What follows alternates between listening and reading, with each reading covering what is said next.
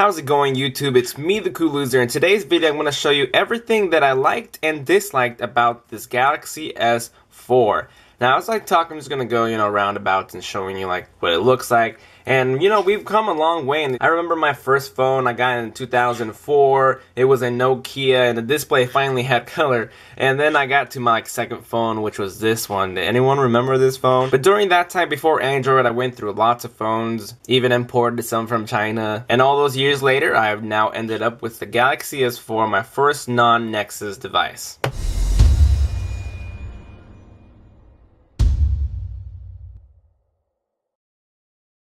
So let's talk about my first month user experience. And I'll start off with the good. The design. It's very sleek. And it feels much better than the Galaxy S3. It's not as light as people make it out to be. I think it has a little weight to it, and I like that. We see the AMOLED LED screen, which is a 1080p display.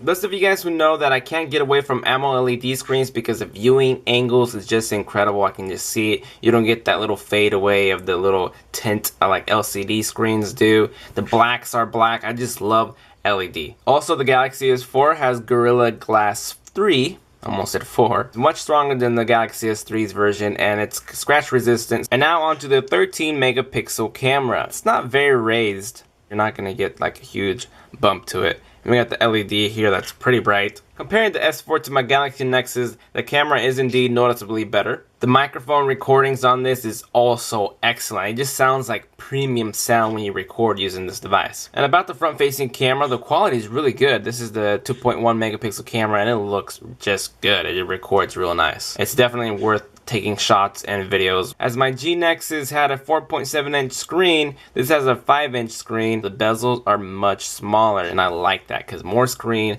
and it keeps the phone small. Now let's talk about the expandable SD card. So I can pop this out, and it is very thin, and sometimes it's hard to pull off, and that's kind of good. But you see here is the back case. And it's flimsy, so you can replace these and you can get the S Flip cover. And in the back of the device, you see it has wireless charging, and as we can see, we got the SD card right there and the SIM card.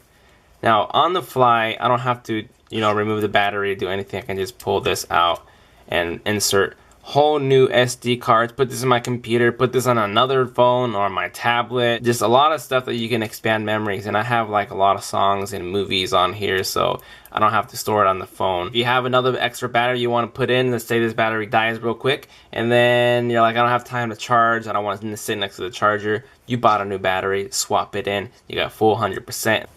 And you see, I'm gonna just slap it on here, or snap it in, slaps in, snaps in.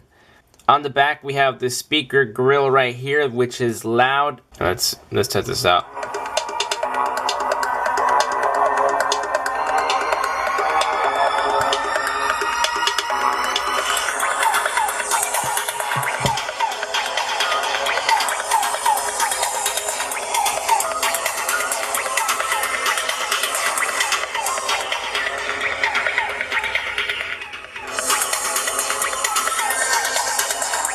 I don't know what that's on. I just found something in a speaker test, and that's all I used, so it wasn't anything specific. But it's not no HTC One front-facing stereo speakers, of course. I've always never written anything down to review, and this is my first time, and it's like kind of throwing me off a lot. To unlock your screen, there's a button right here on the right, and if you press it, it unlocks. A lot of people have them in different areas. I do like the side button because it's very accessible instead of having to reach up here and press. I can unlock my screen by pressing the home button. That is the best part of the use of the home button. It's the biggest purpose for me to use to unlock instead of having to reach up here. Also, if you haven't noticed, I don't have any back button or menu button lit up. That's because in the settings, in display, touch key light duration, I go in here, always off, always on, 6 seconds or 1.5 seconds, so let's turn it back on, and you see they're back on. You have pretty cool options. I like to have it off. Something you can try out. Can your phone be used with a glove? Now I'm gonna wrap this around my finger. Yep, you see, it's being controlled through this fiber. Now, if your glove is too thick or somehow whatever you're doing is not working, you see now it's not registering, it's not wanting to work because I made it even thicker. Let's go into higher touch sensitivity and let's see if that works. There you go.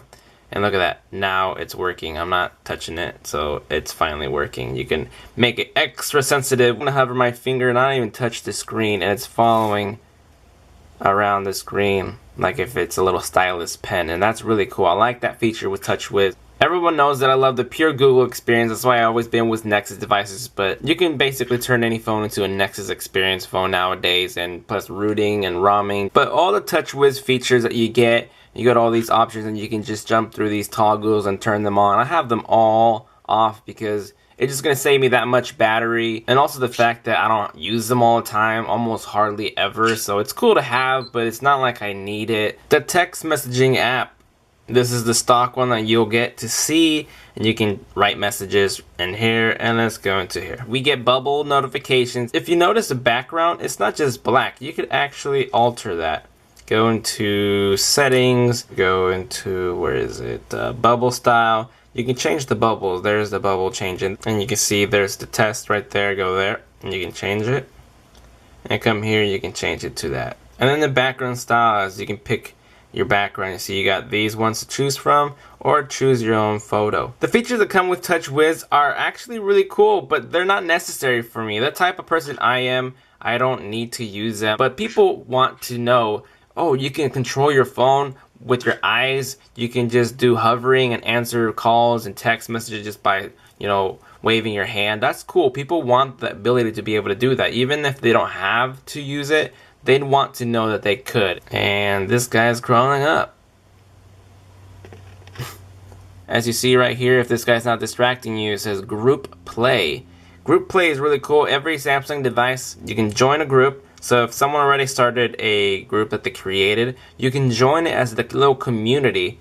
There's no one going to be there, but go into create, and you can create a password. So if someone else has a Galaxy S4 or the Note 2 or any device that can do group play, you'll be able to play games together, send pictures, play music at the same time through all your devices at once. It's pretty cool. You guys really have to go into more detail to learn what Samsung actually offers, instead of just being like, it's a Samsung device, TouchWiz sucks. And just because TouchWiz is heavy and people are like, it slows down my phone, it's laggy, I have yet to see any lag, guys. This phone just works real fast. I don't have TouchWiz launcher. I don't use it. I always like doing my third-party launchers out there, but I have not seen any slowness in this.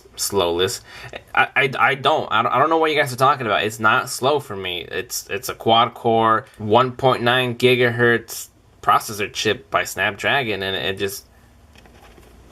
You're chewing on my camera, you're gonna ruin it.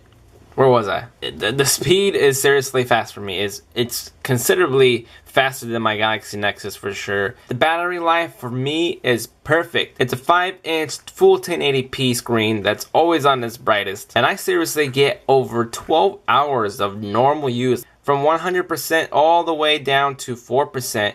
In 7 hours, I got 5 hours of on-screen time. But that was with the screen actually pretty dim, but that's 5 hours of on-screen time, and I was very pleased with that. Also, another thing I like is Samsung phones are easy to root and put custom ROMs on. I didn't even talk about the infrared that it has right here. You can actually control your TV with this infrared, and it does have the remote installed here as a program application. You don't need to have it connected through Wi-Fi. You can control any infrared IR blaster TV, which everything pretty much has it. And lastly, of the good part, this is HDMI capable and USB hubbing, as you can connect external hard drives into your USB port, so you don't have to just use an SD card. You can actually put in more USB hosting and HDMI. Did I say HDMI? I have it all written down here, just the whole list of stuff, and I'm not even going word for word, I'm just using it as a reference, and I wanted to go word for word, but it's just too complicated. I just never do that, and it's hard for me. But I'll have this full written review in the description so you can read what I totally didn't even go by. Okay, the HDMI, you can plug in your micro USB to MHL output, which means I can plug in this to my TV or my monitor, and whatever I'm showing on my screen right here. As you see, look at the time. I'm taking a lot of time recording this video. I didn't think it was going to go this long. but whatever you do on your phone, like a screencast going through your TV, your monitor. So with that said, you know, you got lots of accessories that you can buy with this phone as well, with docks, cases, and covers for this phone. There's a ton of choices out there already. Well, that took longer than I expected for the good part to get through, but now let's get to the bad. The least gripe on my list that I have is the phone creaks at times, making it sound cheap at that exact moment. Now, I'm not gonna speak. If you're in a room where it's quiet, and if I wipe my phone, listen. You hear that?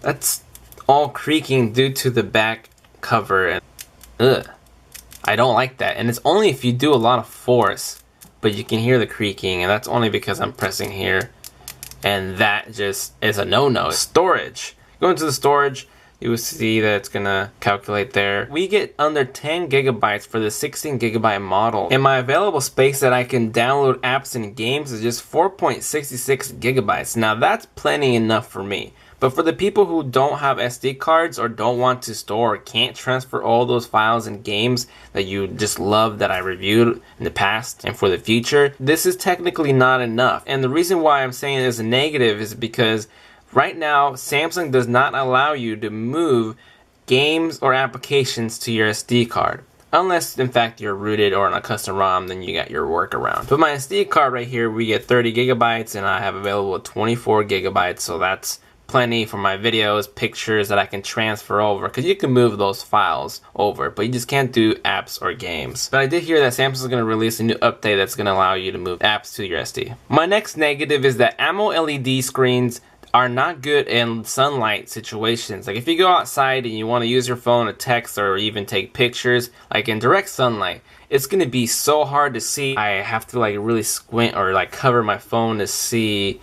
And that's the suckiest part. LCD has the win over AMOLED because it's brighter for sunlight display. If I end up putting this in my pocket real quick, this is the worst part of it, is that it's so easy to unlock the phone. It ends up unlocking itself. It's just so easy and touchy that your pants can unlock it, and then it's potentially doing freaky things in your pocket, deleting, changing stuff around, sexting inappropriate content to the wrong person. In fact, I have my first pocket dial that I've ever had on any Android phone with this Galaxy S4. I pocket dialed like 4 days ago, and I didn't even know I pocket dialed. I got a text like 2 hours later. It's like, you pocket dialed me. I was like, what? No way. And I checked my dialogue and I did. I was like, that's weird. Although it looks good and clean, I don't like how easy it is to unlock. So you guys already know that I talked about the home button. As you see, let's get closer to it. It's not pointing out, like it's not raised. You still get that smooth feel to it. And when you press it,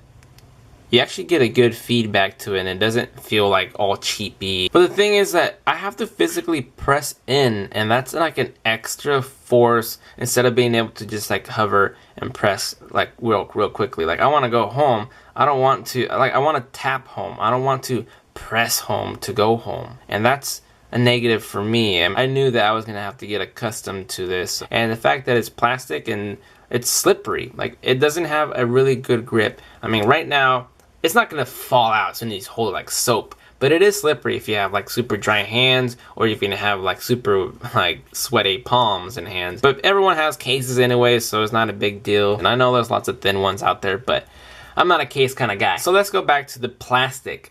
Everyone in the world has been making plastic phones since forever. I don't have a problem with that. So why make it a big deal? But as always, plastic has been used, and that's fine with me. But I would definitely choose an aluminum S4 over the plastic S4 any day. So yes, it is time for Samsung to definitely release a aluminum body phone. Okay, this has been a long time. Look at the time. So overall, I would say I'm very happy with this phone. I believe I made the right choice at this time of phone availability. I would like to see more phones being waterproof, bigger batteries, of course, with that aluminum build. Woo, this is going to be a long video to edit. I recorded for almost an hour, but I'll bring it down to around 15 minutes, hopefully. And this probably won't even go in. Or did it? Or did it not? You'll never know, unless I did. Okay, I'll see you guys next time. Later.